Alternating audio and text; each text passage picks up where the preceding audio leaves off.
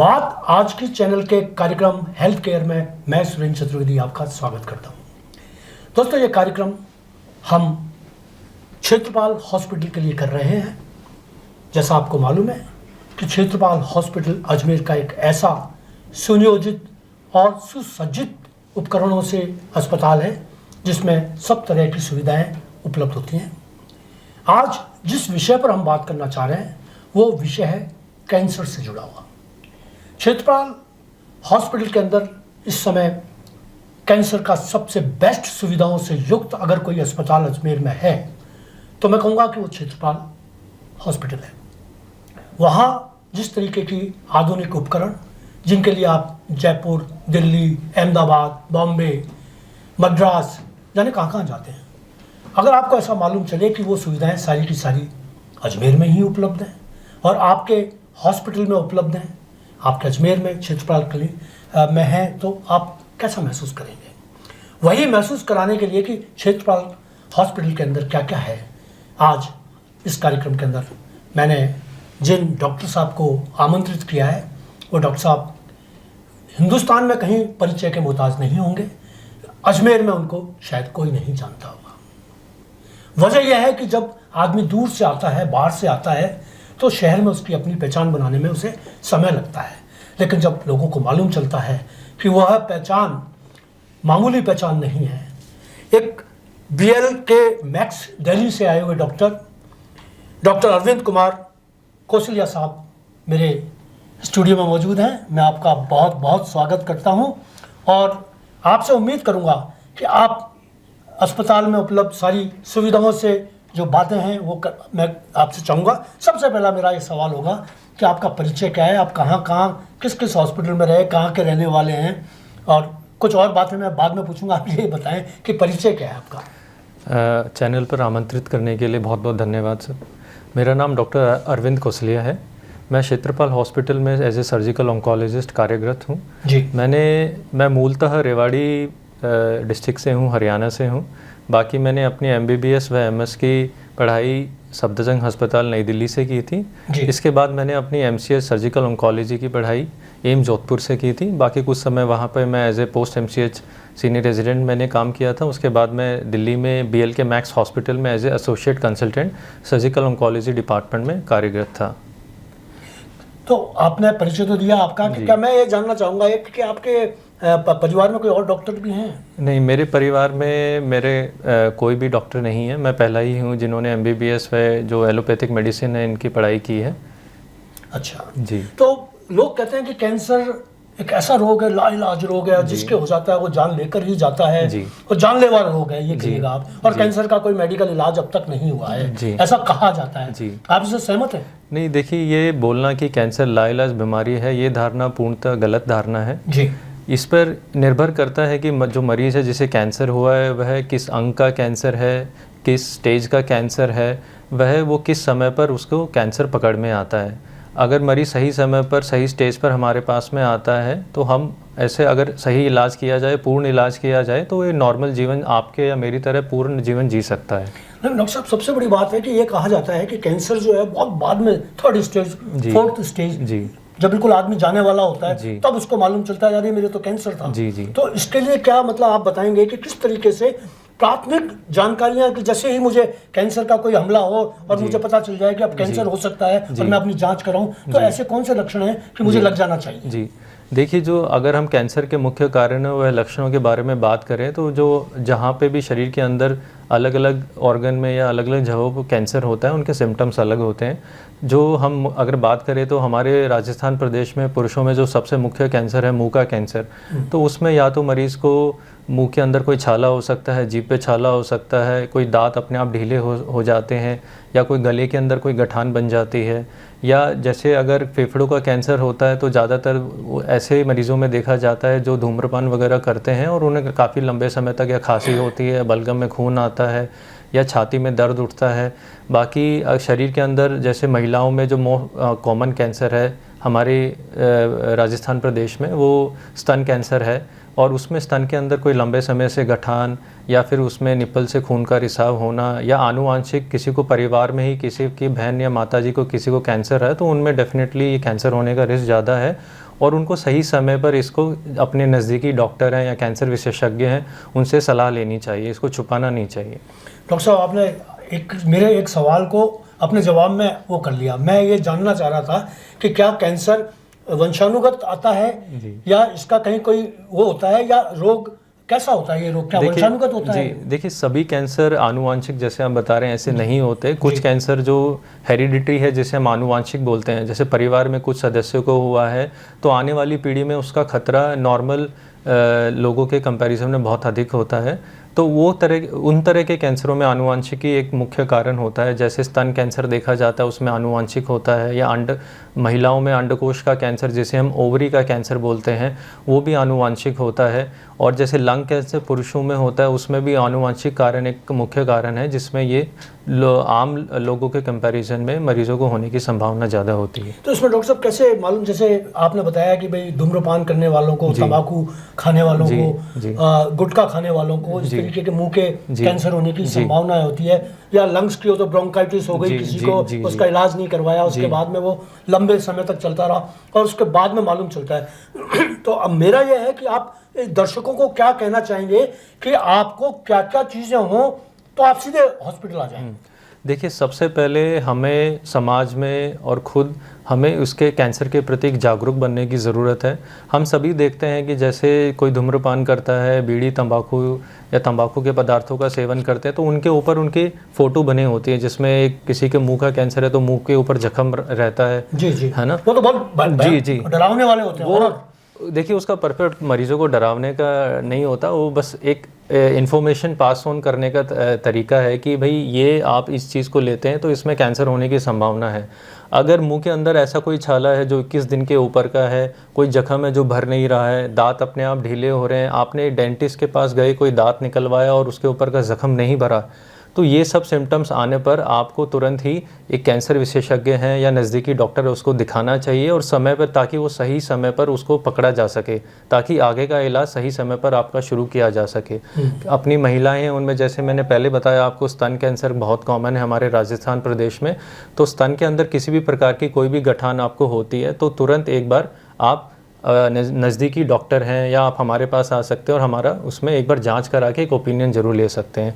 या फिर गर्भाशय के कैंसर में महिलाओं को क्या देखा जाता है कि पेट फूल जाता है, पेट के अंदर कुछ ऐसा लगता है, कोई गठान है, या खाना खाने के बाद अपचत हो रही है, या फिर कहीं को दस्त वगैरह मरीज़ों को हो जाते हैं, या बहुत कब्जी हो जाती है। तो ऐसी स्थिति में एक बार ज़रूर आप किसी से सलाह ज़रूर लें, उसको नज़रअंदाज नहीं करना। सबसे इम्पॉर्टेंट है, आपको जागरूक बनने की ज़रूरत है और जो भी सिम्टम्स है उसको छुपाने की ज़रूरत नहीं है।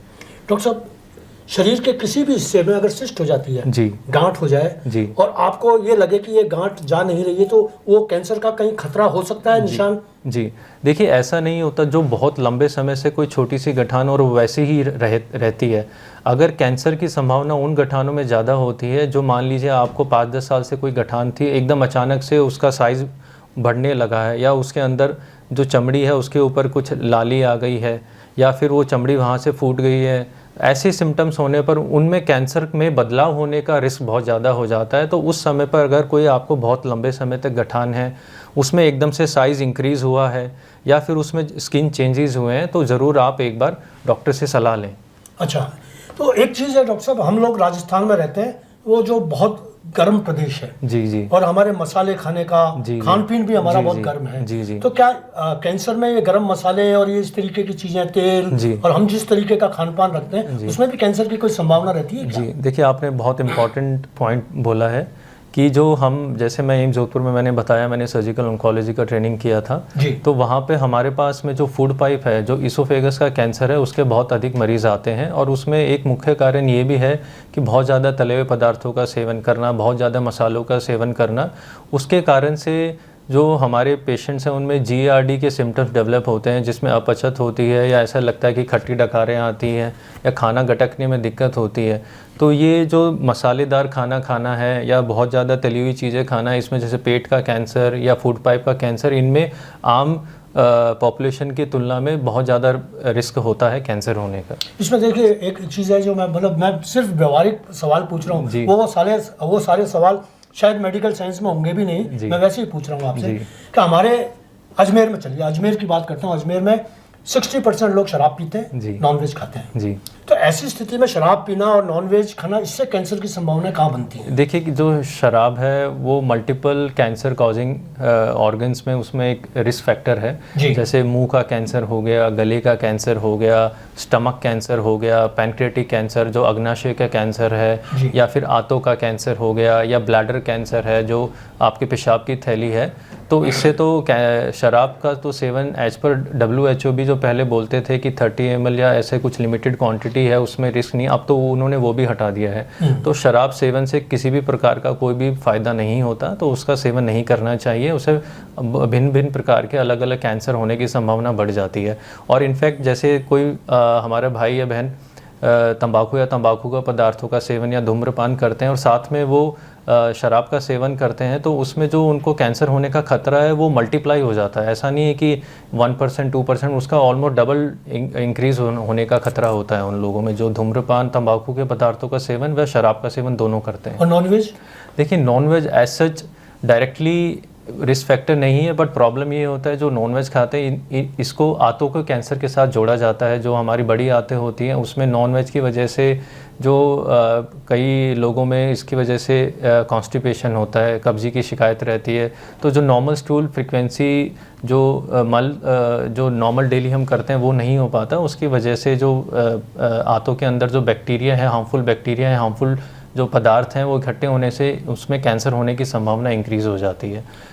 डॉक्टर साहब, कहा जाता है, मैं वो सारे सवाल पूछ रहा हूँ जो समाज पूछना चाहता है। जी। मैं वो कोई सवाल नहीं पूछ रहा आपसे जो मेडिकल साइंस पूछती है। जी। मैं आपसे पूछना चाहता हूँ, लोगों का यह मानना है कि जो अन्न खाते हैं उनसे कैंसर की संभावनाएं बढ़ती हैं। देखिए अन्न, जैसे हम पहले हमारे प्रदेश में जो हमारे माता पिता या बड़े बुजुर्ग कहते थे कि जैसे मिलेट्स का सेवन पहले बहुत अधिक होता था, मोटा खाना। जी। बाजरा, ज्वार, मक्का, जी। और अब जैसे बहुत ज़्यादा वीट या राइस बेस्ड होता है। राइस में दिक्कत है, जैसे कार्बोहाइड्रेट बहुत एक्सेसिव अमाउंट में होता है, तो उसकी वजह से ओबेसिटी का रिस्क होता है। और ओबेसिटी या मोटापा है वो in itself is a risk factor. वो अन्य काफ़ी जैसे स्तन कैंसर में भी रिस्क फैक्टर है, ओवेरियन मैलिग्नेंसीज में भी है, पैंक्रियाटिक कैंसर में भी है। और बहुत ज़्यादा ओबेसिटी जैसे फूड पाइप के अंदर एक प्रकार का कैंसर होता है, उसका भी रिस्क फैक्टर होता है। और जैसे वीट खाने से क्या जो कुछ लोगों में इसके प्रति सेंसिटिविटी डेवलप हो जाती है, जो ग्लूटीन सेंसिटिविटी है, और बहुत लंबे समय तक कोई एलर्जिक कंडीशन रहती है, तो वो भी एक रिस्क फैक्टर बन सकता है कैंसर होने का। पर ये ज़रूरी नहीं है ये सभी में हो। कुछ पेशेंट्स में जो इसके प्रति ज़्यादा सेंसिटिव होते हैं तो उन लोगों में डेफिनेटली कुछ रिस्क हो सकता है। अच्छा, आप जैसे कैंसर किसी को हो गया है तो आप उसको गेहूं छुड़वा देते हैं या गेहूं चालू रहेगा और आपका इलाज भी चालू नहीं, अगर देखिए किसी भी मरीज़ में अगर जैसे इस वीट, जैसे हम गेहूं की बात कर रहे हैं, तो जो उसकी ग्लूटेन सेंसिटिविटी है, अगर ऐसे कोई सिम्टम नहीं है तो ऐसा हमारी तरफ से ऐसा कोई वो नहीं है कि आपको ये पदार्थ का सेवन नहीं करना। हाँ, जो जैसे कि तंबाकू या तंबाकू के पदार्थों का सेवन है, शराब का सेवन है, कि जिनका प्रूवन जो रिस्क फैक्टर हैं, जिनसे प्रूवन है कि ये कैंसर करेंगे, तो हम चाहते हैं कि वो मरीज़ उनका सेवन ना करें।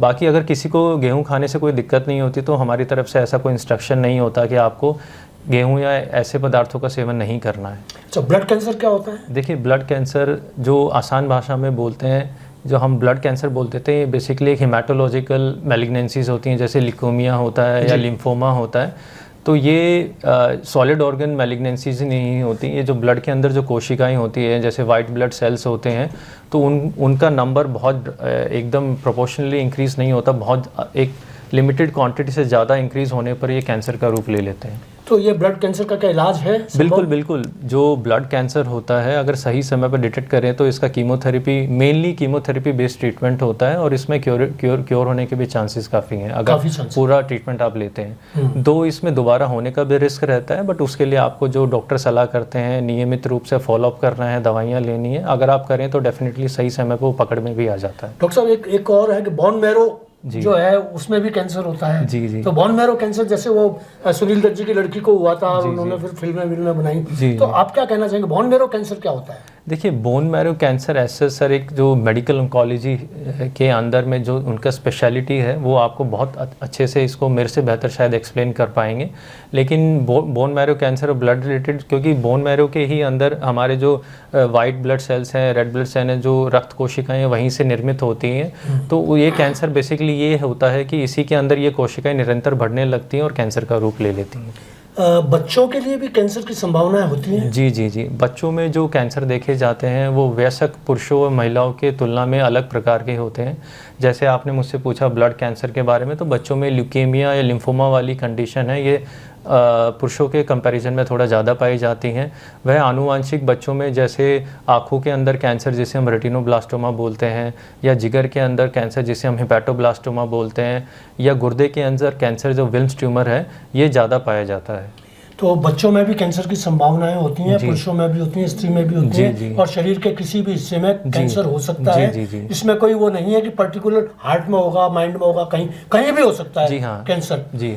और कैंसर का इलाज जो है वो क्या सिर्फ शल्य चिकित्सा है, या जैसे शरीर का कोई हिस्सा काट के अलग कर देना हम करते हैं, ऑपरेशन में मोस्टली होता है, तो इस पर बताएं थोड़ा सा। देखिए, जैसे मैंने आपसे शुरुआत में बोला था कि हर कैंसर एक प्रकार का नहीं होता, कैंसर भिन्न अलग अलग स्टेज के होते हैं, अलग अलग टाइप के होते हैं।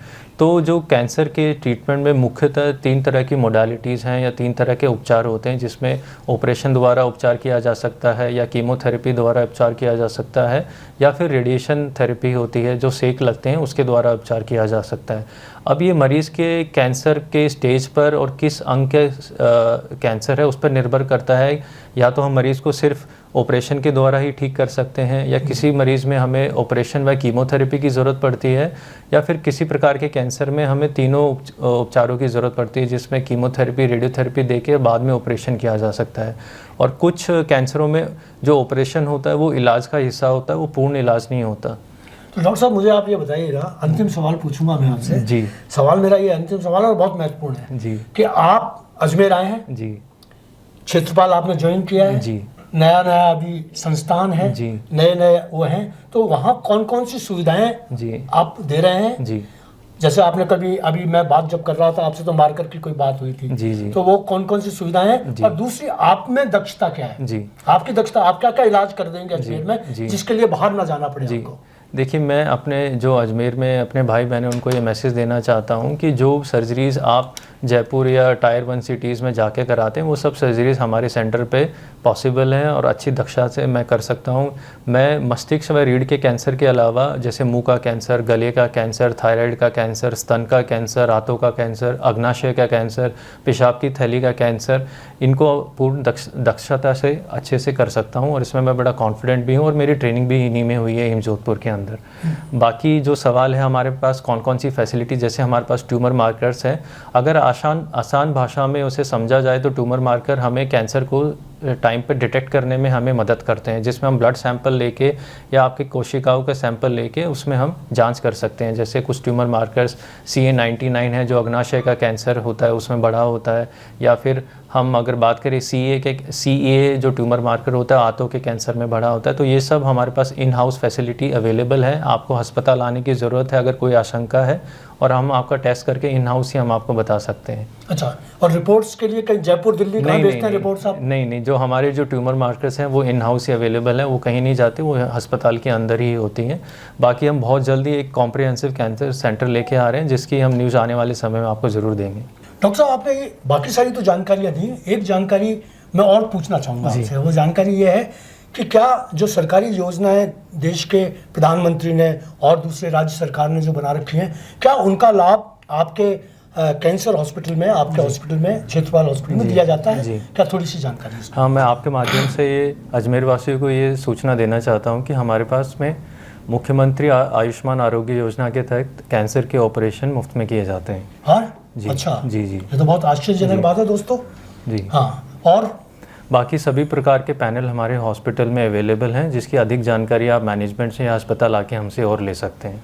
चलिए, बहुत बहुत बधाई कि आप आ रहे हैं। तो दोस्तों, आपने सुना डॉक्टर अरविंद कुमार कौशल्या साहब को, जिन्होंने बहुत आसान शब्दों में और मेरे ऐसे सवालों का जवाब जो आप जानना चाहते थे, जो आप मुझसे कह रहे थे कि पूछूं, तो आपने जो लिख कर दिया था वो मैंने सब पूछ लिया है, और जो ये लिख कर लाए थे वो मैंने कोई कुछ भी नहीं पूछा है। लेकिन आपकी जानकारियां समृद्ध हुई होंगी और आपको ये लगा होगा कि आपके इस दोस्त ने आपको आप तक पहुंचाया, आपके सवालों तक बताया, आपके जवाबों तक पहुंचाया। तो मैं आपका आभार व्यक्त करता हूं। डॉक्टर साहब, आप आते रहिएगा। जी, और इसी तरीके से अब की बार आएंगे तो मैं आपके लिए ऑनलाइन एक कार्यक्रम करूंगा जिसमें आप जनता से जुड़ेंगे, जनता आपसे सवाल पूछेगी, आप जवाब देंगे। जी बिल्कुल। धन्यवाद, बहुत बहुत आप आए। Thank you। तो दोस्तों ये हमारा कार्यक्रम था हेल्थ केयर क्षेत्रपाल हॉस्पिटल की तरफ से।